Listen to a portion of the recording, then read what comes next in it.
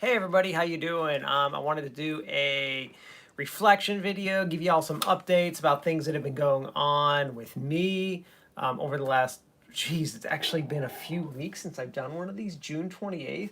So it's been like 2.5, 3 weeks since I've done one of these. You know, it's funny, the snapshot of this is me playing with the Viewmaster, which I want to talk about in a second. But yeah, so it's been a couple weeks, so I've been relaxing a little bit. So let me talk about what I do in the month of July, things I've been up to, things happening in society, things with school, which are the big things for this week. So first of all, yeah, this little Viewmaster, my kids are actually playing with it. You know, the thing where you put the little card in.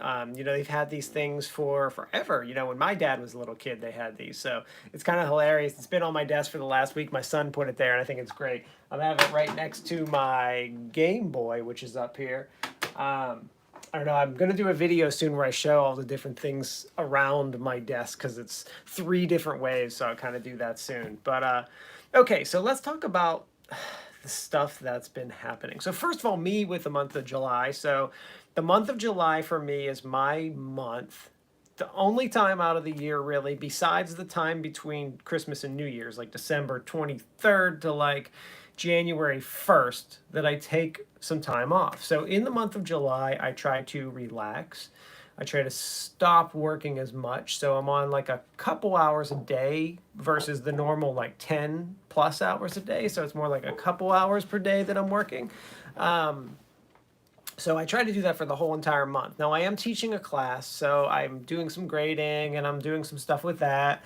I'm still making some videos. I'm doing some interviews. I had a really cool interview 2 weeks ago with Carl Kopp, gamification guy. I had a really cool interview this week with the guy from the Wilmington Sharks, Carson Bowen, who is the general manager. Next week, I'm going to be interviewing a disaster epidemiologist about coronavirus. We're doing our part 3. I interviewed him in May, June, and now this will be our July interview for more updates from a professional who is working in the field about what's happening with coronavirus. So that's upcoming. Those are kind of been my live videos. So I've been, you know, doing stuff. But overall, I try to every morning taking the kids to either the pool or the beach and just trying to do stuff like that.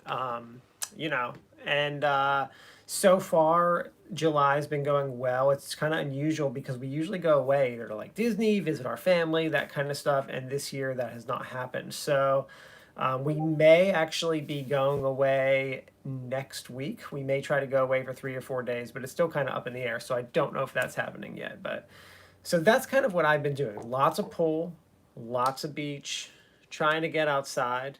I know I've talked about this in other videos, was my whole goal during quarantine was putting together a home gym. I finally did. It's all together. I made a video of it yesterday. There's a nice picture in the video with all the equipment that I got. Super excited for that because I love working out and now I can lift at home all the time, except it's like 1,000 degrees outside literally, but so I can work out for like 20 minutes and I got to come in and cool off. Okay, so that's like personal stuff. Tonight, me and the boys, we're going to be watching Batman. Super excited for that. The original Batman 1, you know, the 89 or 90 or 91, something like that, that version of it with Michael Keaton. Super excited for that. Jack Nicholson. So we're going to watch that. And then we're going to be watching X-Men 1, probably like tomorrow or the day after. So kind of a cool weekend. We try to watch movies with the kids, pizza Friday night, that kind of thing. So that's my plan over the next, that's like my personal, what I've been up to. So let's get into a little more, not personal, but, well, yeah, personal still, but just let's talk a little bit about like some stuff that I've been noticing, like society-wise, things have been happening. I always talk about like my viewpoints and what I've been thinking about things, you know, and I'm not like, I don't mean like political or anything like that, just like my thoughts about things happening. And over the last few months, it's all been revolved around education and coronavirus and things that have been happening. So let me give you a couple updates and talk about some things that I have been noticing. So first of all, the big hot topic issue right now are K-12 schools and coronavirus. What is happening? Teachers are scared to go back into the classroom, rightfully so. Parents are scared to send their kids back to the classroom, rightfully so, because basically we don't know what's going to happen. I mean, well, we kind of know what's going to happen. I mean, we saw what happened with the cruise ships that had coronavirus. We see what's happening with any big like event, like it just spreads. Like we know that it's going to spread. So the big question is, what happens if it spreads? Are people going to get sick? Are people going to die? How many? And this and that. You know, it's a scary time. And like, if a kid gets it at school, are they going to come home and bring it to their parents or grandparents or just in the community? Like, it's a pretty unusual time and very scary. I've said this before and I will say it again. I 100% believe that kids should be in the classroom learning with their peers. However, while I would love for that to happen and believe that, I think that schools, teachers, and the educational system is in an impossible situation where they cannot do that. I just don't see how it's possibly going to happen. I mean, so first of all, I have 3 kids. One's going into kindergarten. I've got one going into second grade, one going into fourth grade. I mean, honestly, like we don't really want them. I mean, we want them to be in school, but like they're just going to get it and bring it home to us. And what's going to happen? Like, am I going to have a mild case of it, or am I going to have a severe case of it, or am I going to die? Like, I don't know. And that's a little scary to like to think about. Yes, the statistics are for me, my age, my health, but those statistics are only good if they work for you, not if they work against you. Um, and we don't necessarily know the long-term impacts of this virus. So if I can, I'd rather avoid it. It sounds like we're going to have a vaccine like this winter, like end of the year.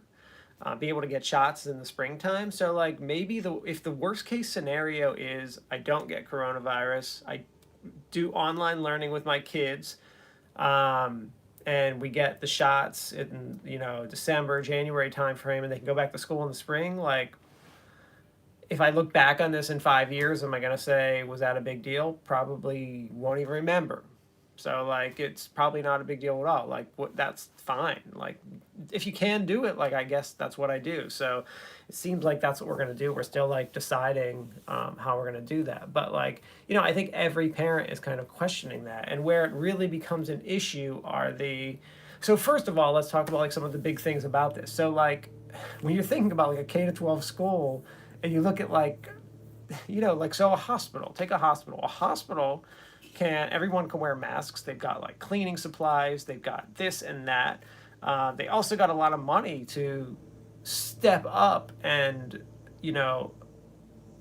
purchase those cleaning supplies. A store even like Walmart is able to very easily keep people social distance. They're able to make rules and say people need to stay 6 feet away from each other.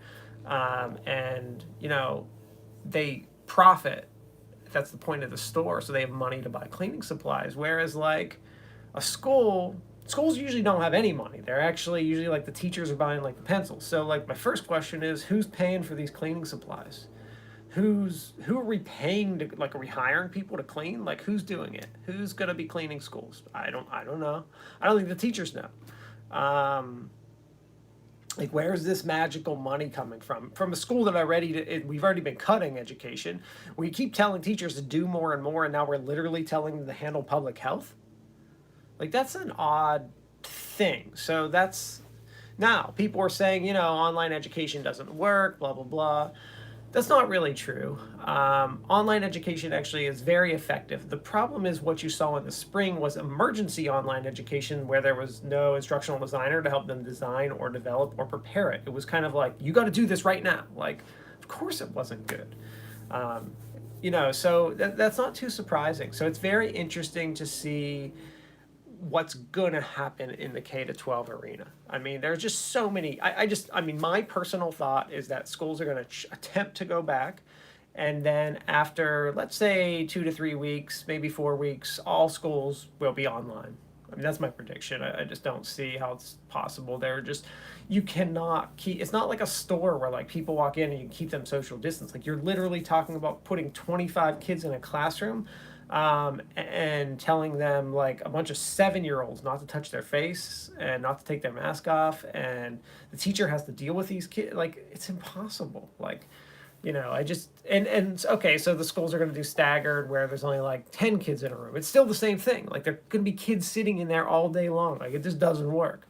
Um, it's a very impossible situation. There's no right answer, and I feel bad for society. Like I don't know what we're supposed to do. I mean, there's no right answer. If you send kids and they get sick and someone dies, like that's a problem. If you don't send kids and parents have to lose their jobs because someone has to stay home, like that's a problem. Like there's no win here. There's no good answer. So probably the good answer is what's going to save the most lives. That's probably the best, the good answer for this. So that's kind of where we're going as far as like what we're going to probably do with our children. You know, it's a crazy thing to think about. And the other thing I think about this is like, when in society did we rely on kids being in school? Like, at some point, in like I don't know if it was like after, I guess after World War II, like we were a very one person worked in a family. Now women weren't in the workplace then. There was a lot of issues in society back then. But what my point of this whole thing is, and I guess we can even go in the '70s when women were in the workplace and everything was much, I guess, more normal. I mean, I was born in '79, so I don't know what the '70s were like as far as all that stuff. But the '80s seemed pretty normal growing up, I guess. But like, let's talk about like that. Like during the '70s, you could be like the work at Radio Shack or the grocery store and have a house and like a car and go on vacation and like have a family, just for like being working at a grocery store. And now in today's society, you if you have two parents working at the grocery store, you probably can't afford a house. And so it's a different, the amount that you can buy with your job has changed significantly. And it's like and that has there's all kinds of there's 100 different reasons for that. So families have to now rely on two working salaries for the most part to purchase a home and have like the basics. I don't mean like this huge 5,000 square foot house, but to have like a nice like 1,200 square foot house that has two bedrooms, one for each kid. Like they're not asking for like beachfront property, but like, to be able to just afford basic things, and they can't. They need these two salaries, so they're relying on K-12 education to watch their children. And it's an interesting situation that's unfolding, because in some ways I'm like, well, that's, we shouldn't as society rely on that. So like, are we going to like break the system right now? Like, it's really, from a researcher's point of view, it's going to be interesting to watch, and it's also going to be unfortunate to watch. Because every single person is going to be affected by this. We're all going to be affected. Like, I'm watching the effects happen all around me. It's terrible. Like, there's nothing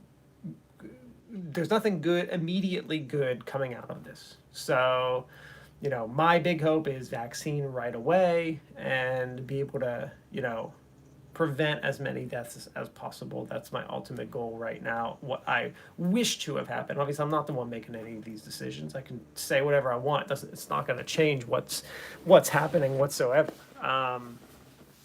But that's kind of what I'm seeing. It's like an impossible situation with no correct answer. So do I think that? I think schools will pretty much be online. I don't know what's going to happen. I don't know how is that gonna impact our economy with parents, like one of them having to be home? I don't know. It's gonna be there's gonna be some crazy few months ahead of us. I mean, 2020 is just like a wash. It's like a bad year. I keep saying like, let's get this vaccine and move on to 2021. Like, it's just, I feel bad. I feel bad for people. I feel fortunate that, I have a job that I'm probably going to be working from home the whole time.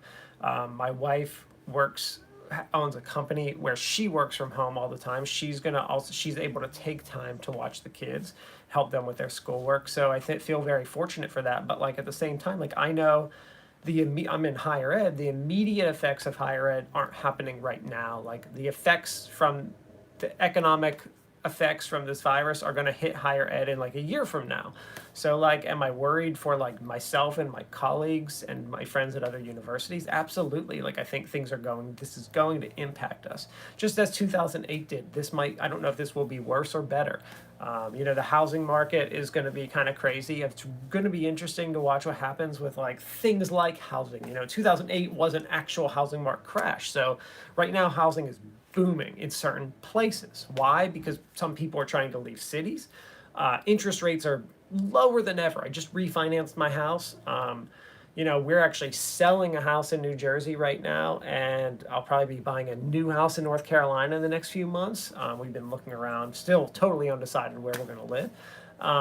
But it's an interesting time for all of that, and watching certain industries just literally changed overnight. Like restaurant industry will be impacted forever by this. At least in the next 5 years, there's going to be impacts. Like some restaurants, they're going to have to figure out how to adapt to what's happening, and there are ways to do it because some are doing it successfully. So like, figuring out these new normals for industries like restaurants and industries like bars and industries like gyms. Like, as I said, I just built a home gym, but like, I don't plan on going to a gym until I've had this virus or I have a vaccine for it. So, like, it's going to be interesting to watch what happens in many industries. So, having said that, the stock market's like booming right now. It's really doing great. I mean, I haven't checked the market.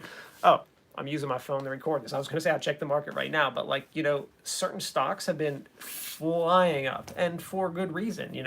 I'm a big tech person, so I'm invested in lots of the tech stocks, and they've been flying up. Like Microsoft is above 200 some dollars a share right now. Apple is like almost at $400 a share. Like it's really interesting to watch how much the economy, how stocks are not following the job market right now. So, it's and I actually just read something this week that Warren Buffett said, if I never sold any stocks, I'd be much more wealthy. And it's kind of interesting. So I have a lot of my money in mostly all tech stocks, for the reason that I know about tech. I understand. I can see the future, what companies are going to be good. But if someone's unsure, man, you just put money in Amazon, Walmart, Microsoft, and Apple, and you're pretty safe right now. They're flying up. It's kind of funny. My best stock right now that I've made the most profit on is Netflix. And it's kind of funny. So I bought Netflix at like $60 a share. So it's like 500 something right now. And about a year ago, it dropped to, actually almost exactly a year ago, it dropped to like $200 a share. And people were like, better sell, terrible stock, no future in Netflix. And I'm thinking, like, what are these people? I don't agree with their analysis. I see good future with Netflix. So I didn't sell, and now it's worth like 500 some dollars. On the flip side of that, I sold all my Zoom when it hit $100, thinking that that was like a great deal, and now it's like almost 300. So go figure. Anyway, that's a little bit about some financial stuff. But watching the markets and the economic fallout from coronavirus will be interesting. I think that this fall there's going to be a lot more.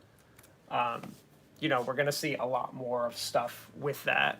What are the economic impacts of what's happening right now? Especially, I think the big thing right now. We're kind of past we're past the panic phase where people are going and hoarding stuff. We've accepted that the virus is here, and some people are acting completely normal, others are not. I actually went to Walmart today to buy, my kids needed boogie boards. I couldn't get them online.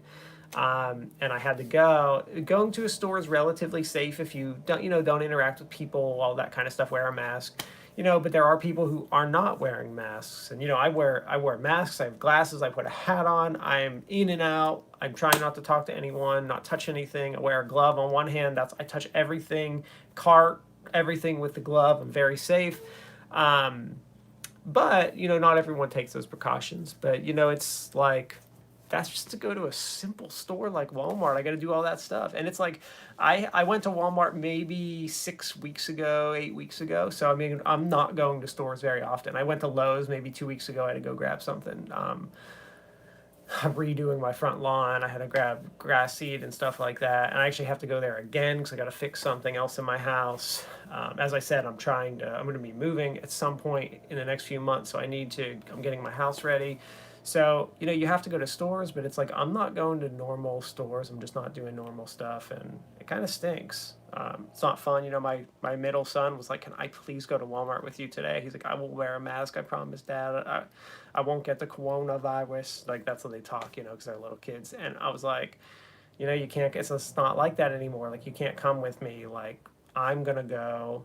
I'm going to be in and out. I'm going to be quick. I'm going to be very careful. And you can't come with me to do that kind of stuff right now. I can't complain. The kid gets to go to the beach or the pool every day. It could be much worse in his life. So, he's he's got two brothers. Tonight they're having a sleepover in the living room. We're gonna watch Batman together. Like, it could be worse for them. They are having an okay time, but he's gonna be really upset about school this year, and because we're putting him online, most likely. I just do not see other options. So that's kind of all the stuff I wanted to talk about today. Just kind of update you on what I've been doing and where we are in society with stuff that I've been observing. And the big hot topic is education. It's going to be really, I want to say interesting, but like, I even hate using that word. Like, it's not interesting to watch. It's like, we're going to watch something unfold in education in the next 4 to 6 to 8 weeks. Like, there's going to be lots of changes, lots of things happening, and we're just going to watch it. So what are the effects? As I was saying, get back to my point about, we're at these stages in society. Right now we're at the stage where we've accepted, we're living, but like, what happens when school goes back or does not go back? What are the impacts of that going to be? And I think that'll be what's very interesting to watch. But at the same time, like, are all those parents, like, they're doing something with their kids right now because no school's in, so it's probably just going to be a continuation of that. I don't know. We'll have to see. Good luck to everyone. I'm logging off. Stay safe. Be safe. Use common sense when you're doing stuff, but live your life. Enjoy. And later on.